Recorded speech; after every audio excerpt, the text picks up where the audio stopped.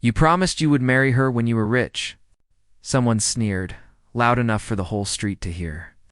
And the boy froze where he stood, barefoot on hot concrete, holding a paper bag that smelled of warm bread and kindness. The man who had become that boy stood years later at the edge of the same street. Older now, shoulders squared, eyes steady, watching a woman wipe her hands on a faded apron as if she were brushing dust from her past. The town did not know who he was yet. They only knew something was about to break. He had returned quietly. No parade, no announcement. Just the sound of his boots on a road that still remembered his hunger.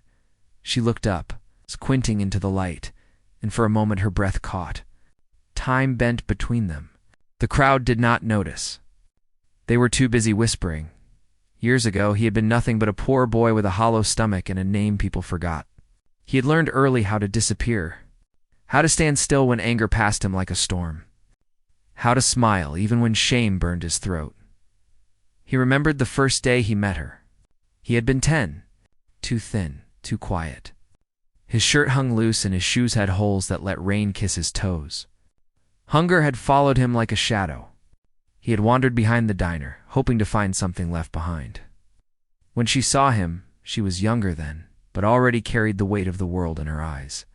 She worked long hours, cleaning tables, washing dishes, doing everything others did not want to do. When she noticed him, she did not shout. She did not call anyone. She simply turned, wrapped leftover food in a clean napkin, and held it out. Eat, she had said, soft and steady. That kindness saved him more times than he could count. Every afternoon she fed him. Bread, soup, sometimes fruit. She never asked questions, never made him feel small. She would smile and tell him to dream big, even when the world told him to stay small. One evening, when the sun bled orange across the sky and the air smelled of grease and dust, he had looked at her with all the hope a child could hold and said he would marry her one day. He would come back rich and make her life easy.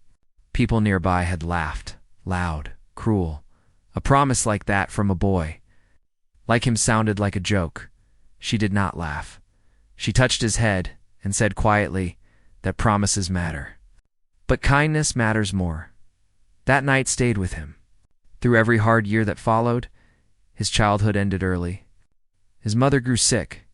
Bills piled up. He worked odd jobs, slept little, ate less. The town never changed. It never made room for boys like him. So when he was old enough, he left. The military took him in when nothing else would. It gave him structure, discipline, and a reason to stand tall. Training was brutal. Days were long. Nights were cold.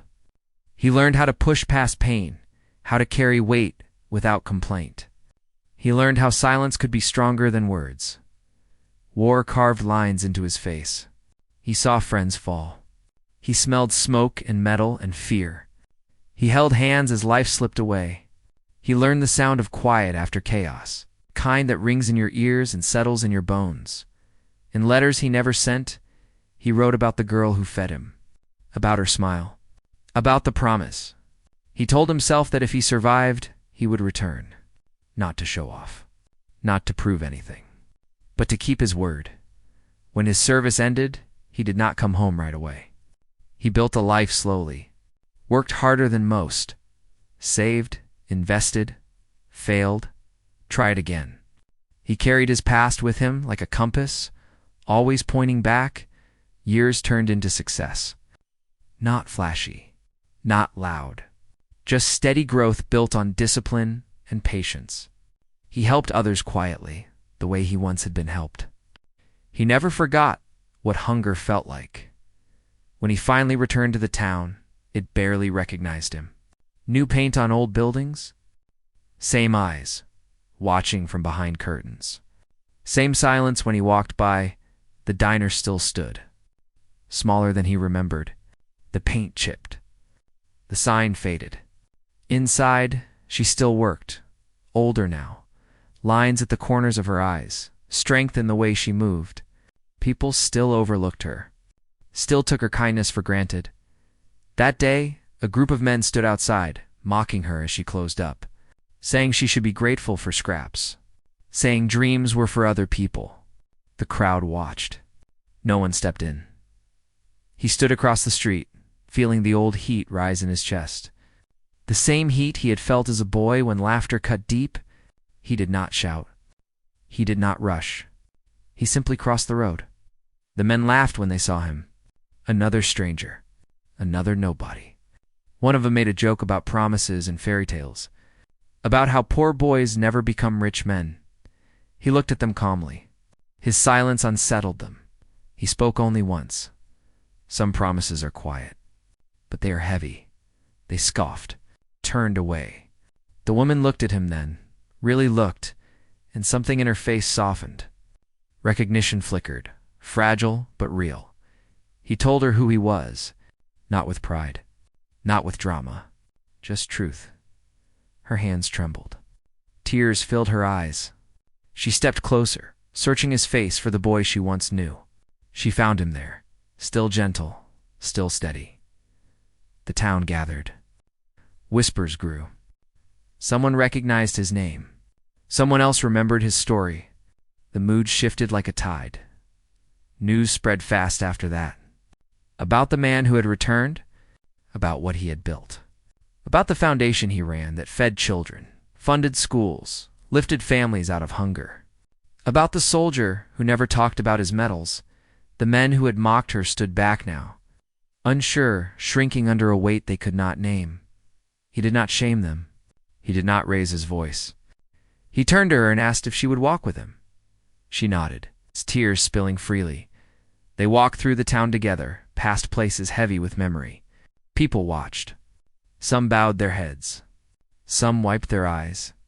Silence followed them, thick and respectful. Later, in the square where the boy had once been laughed at, he stopped. He looked at her and said the promise again, not as a boy, but as a man who understood its cost. I told you I would come back. I told you I would be better.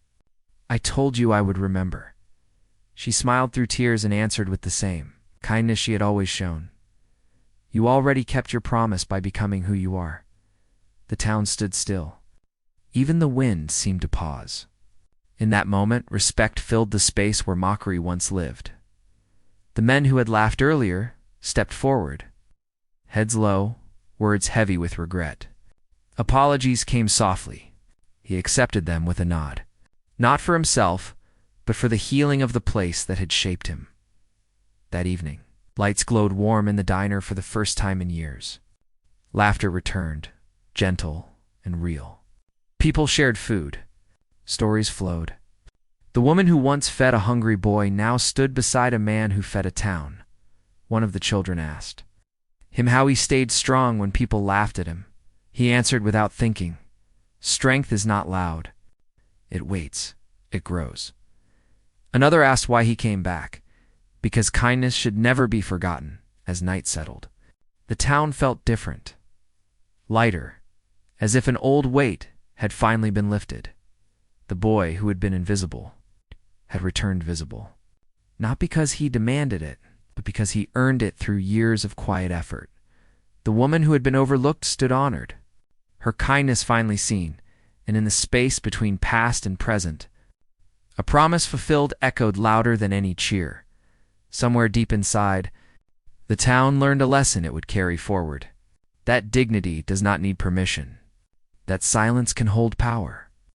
That the smallest acts of kindness can shape futures in ways no one expects. If this story moved you, share where you are watching from and what promise you believe in most. Subscribe for more stories that honor quiet strength, unseen sacrifice, and the power of keeping your word.